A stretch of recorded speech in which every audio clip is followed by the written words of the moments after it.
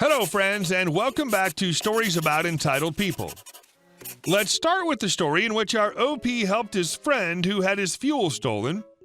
But before we begin, don't forget to subscribe to our channel if you're new here and turn on notifications so you don't miss a new video every single day. Here we go. My neighbor and friend owns a lawn service. 2 Fridays in a row, he got his gas can stolen off the back of his truck. I told him to stop leaving them out there, but he said it was too much of a hassle to unload and reload his stuff every night and morning. So last Friday, I filled my own gas can with gasoline and sugar and swapped it with his without his knowledge. The next morning, Saturday, I got up and it was gone, exactly like I was hoping. I put his back and he never knew what happened. Sunday afternoon, I came home from the store and saw 3 people in the street working on a car. It's a 2017 Chevy Cruze. Just found out from another neighbor they got bad gas somewhere and their car's ruined. I hope they learned their very expensive lesson, and I don't feel bad at all. This is why you should always taste your stolen gas before putting it into your car. And our next story. Woman tears down our fence. 10 years later, the police chief is fired and her house is ruined. July of 2002, when I was 16, our neighbor, who was a brat with a capital C, decided she wanted to have satellite TV installed. The house she lived in had a very small yard in back, smaller in front, and the fence that my mother had installed a couple years ago was only about 5 yards from her side door.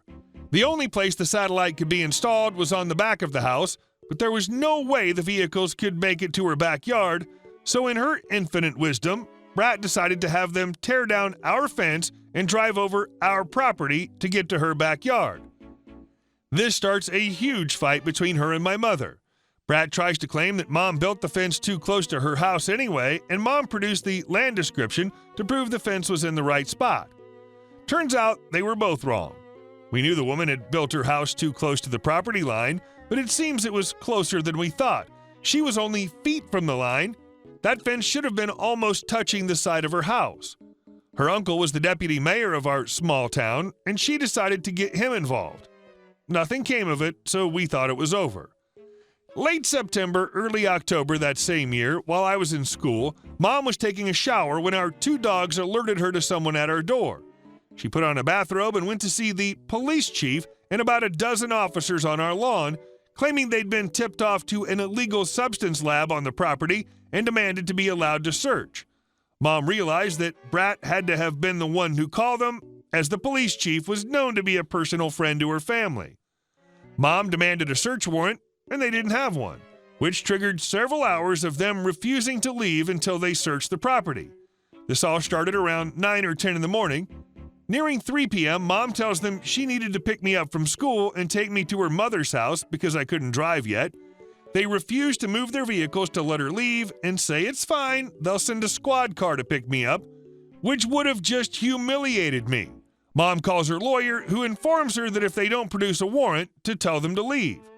So the police chief tells her to go for a warrant. He'll tell whoever issues them that he can smell something illegal on the property and will be given a warrant for anything he asks for.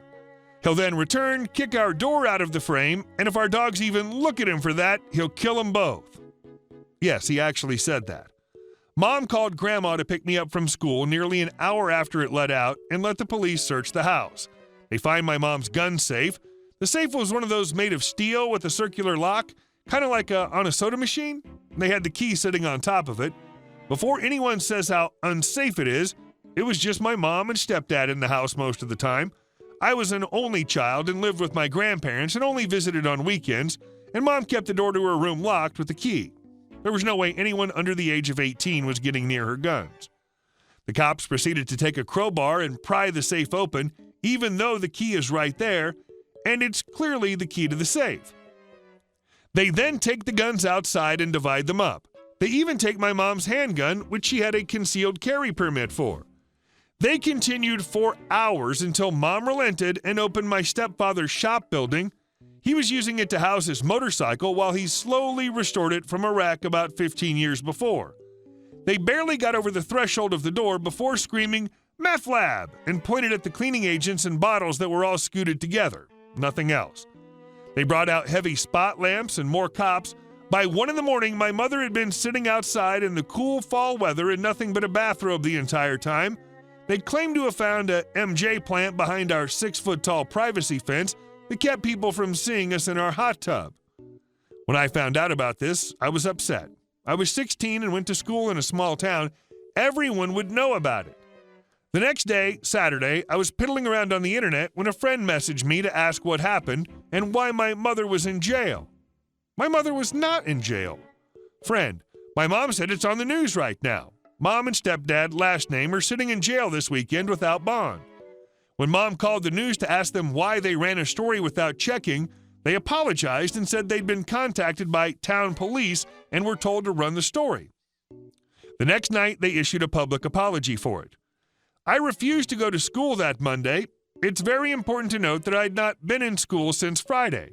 My business teacher told me she'd seen the article in the local paper, but that it looked like it had been staged, and if I caught any crap for it to let her know. I went to my locker as the officer walked out of the same hallway, but since that was the hall the principal's office was on, I didn't think anything of it. I noticed a locker standing completely open, and when I got to it, I realized it was my locker. I blew up on the principal. I understand now that it's not my property and the school can authorize it being searched, but it was just bullcrap.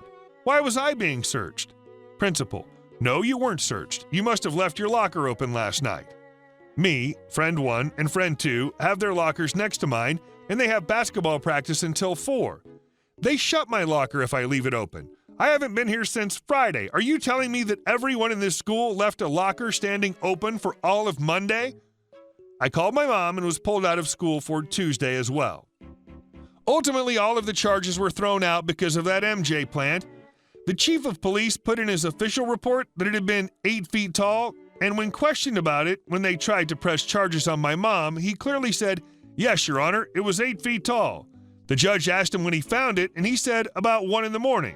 The judge then said if there really had been a plant that was 8 feet tall behind a 6-foot fence, he wouldn't have needed to demand permission to search the property.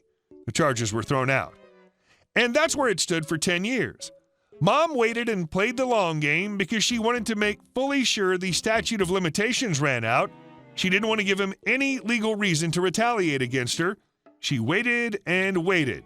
Then, on the first town council meeting after the statute ran out, she made contact with one of the council members. In a small town, you don't F with the council members. Everyone knows that, and everyone listens to them. Or they do here, at least. This was the head of the council, too, and at the time his grandson was my co-worker, so he knew of me and he liked me well enough since I worked for the largest business in our area.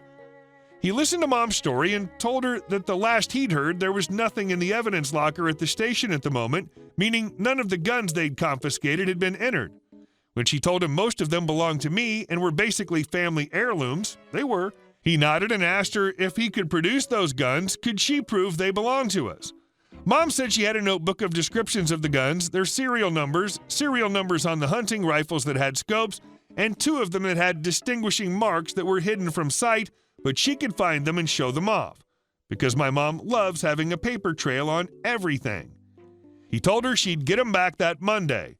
We found out that he went to the station and told the same police chief that because they had never successfully charged us with any crime and that the statute of limitations had run out, all the confiscated property had to be turned back over to us, but there was a rumor that the guns weren't in evidence.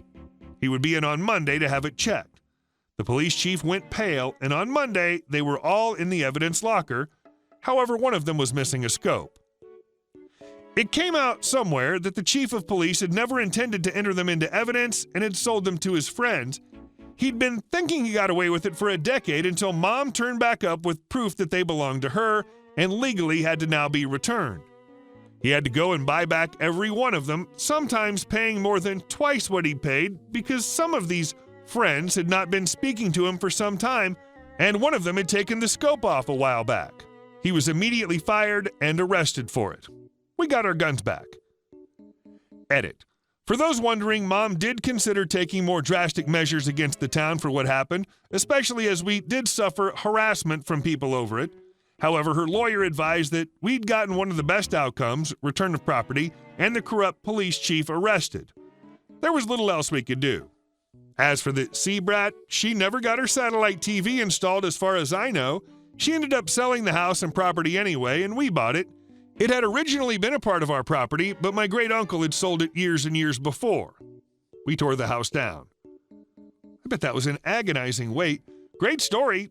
Shame that the neighbor didn't get a bigger slice of that revenge pie. Hey guys, thank you all for watching the video. I'll see you in the next one.